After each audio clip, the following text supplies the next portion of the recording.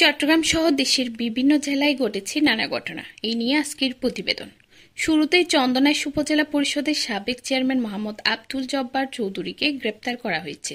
16 November রাতে চট্টগ্রাম শাহ আমানত বিমানবন্দর থেকে তাকে গ্রেপ্তার করে কোতোয়ালি থানা পুলিশ।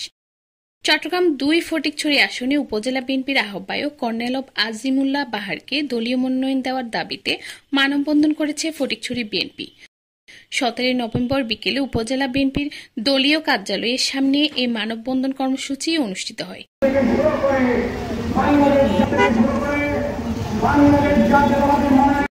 চট্টগ্রামের সীতাকুণ্ড ও রাউজান থানার হত্যা মামলার পলাতক 2 আসামিকে গ্রেপ্তার করেছে র‍্যাব 7। গ্রেপ্তার আসামিরা হল চট্টগ্রাম নগরের বায়ুজিৎ বোস্তামি থানাধীন আরেফিননগর এলাকার রহমত আলী বয়াতির ছেলে আবু তাহের ও রাউজান থানার চিকদাহাই এলাকার আব্দুল খাদির ছেলে মোহাম্মদ শাহাবুদ্দিন। রবিবার রাত 8টায় গোপন সংবাদের ভিত্তিতে নগরীর বায়ুজিৎ থানাধীন আরেফিননগর এলাকা থেকে সীতাকুণ্ড থানার হত্যা মামলার আসামি আবু তাহেরকে গ্রেপ্তার করা হয়। চট্টগ্রামের আনোয়ারায় যৌথ অভিযানে ইয়াবাসহ মোহাম্মদ ইব্রাহিম নামে এক যুবককে আটক করেছে পুলিশ। 17 নভেম্বর সকালে উপজেলার বৈরাক ইউনিয়নের মোহাম্মদপুর এলাকায় বিশেষ অভিযান চালিয়ে তাকে আটক করা হয়। এ সময় তার কাছ থেকে 2950 পিস ইয়াবা উদ্ধার করা হয়।